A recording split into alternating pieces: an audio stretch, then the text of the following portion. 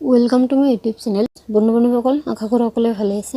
আজি মই এটা ভিডিঅ'ৰ জৰিয়তে টেট শিক্ষকসকলৰ বাবে লৈ আহিছোঁ এটা গুৰুত্বপূৰ্ণ খবৰ। সেই গুৰুত্বপূৰ্ণ খবৰটো হ'ল যে মাননীয় শিক্ষামন্ত্ৰী মহোদয়ে টেট শিক্ষক লৈ এটা গুৰুত্বপূৰ্ণ মন্তব্য আগবঢ়াইছে। সেইটো কি এইটো ভিডিঅ'ত আলোচনা কৰা হ'ব, গতিকে ভিডিঅ'টো স্কিপ নকৰাকৈ সম্পূৰ্ণকৈ চাই থাকিব। তেন্তে বলক আজিৰ ভিডিঅ'টো আৰম্ভ কৰোঁ। কিন্তু মই সকলো টেট শিক্ষকক জনাব বিচাৰোঁ, আপোনালোকে 1 টকাও নিদিয়াকৈ কাকো এখন তামোল নোখোৱাকৈ আপোনালোকে চাকৰি পাইছে। এতিয়া আপোনালোকৰ সমহাৰৰ বেতন, আপোনালোকৰ দিয়ে এইখিনিও যি পাব লগা আছে সেইখিনিও 1 টকাও নিদিয়াকৈ, এখনো তামোল নিদিয়াকৈ আৰু এহেজাৰ টকা আন্দোলনৰ নামত চান্দা নিদিয়াকৈও আপোনালোকে সেইখিনি পাব।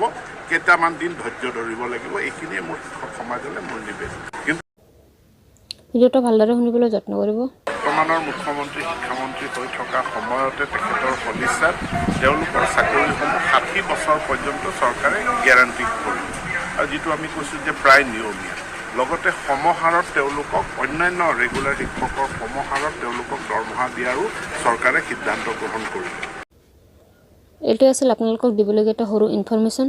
ভিডিঅ'টো ভাল পালে নিশ্চয় লাইক, শ্বেয়াৰ আৰু ছাবস্ক্ৰাইব কৰিবলৈ একেবাৰে নাপাহৰিব। Thank U.